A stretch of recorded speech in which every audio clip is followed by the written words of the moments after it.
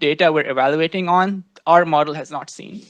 So zero-shot English model performance is on par with OpenAI and Cohere. So that's the first graph here, where the orange model is, the orange model is Boomerang, pink is Cohere, and purple is OpenAI. And this data set is called the Beer benchmark, which is like a pretty popular open source benchmark for retrieval models. And you can see in a lot of cases, the performance is equivalent. In some cases, it's better. In some cases, it's worse.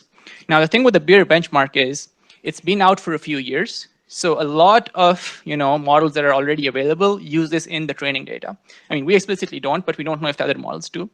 So for a fairer comparison, we use this other data set as well, which we're not disclosing the name of, because if we do, you can train on it and gain the results that way.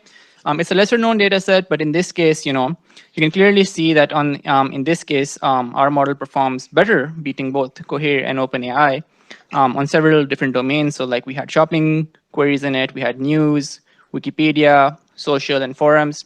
And that also kind of supports our theory that these other models have been trained on this data set, which is why they're showing better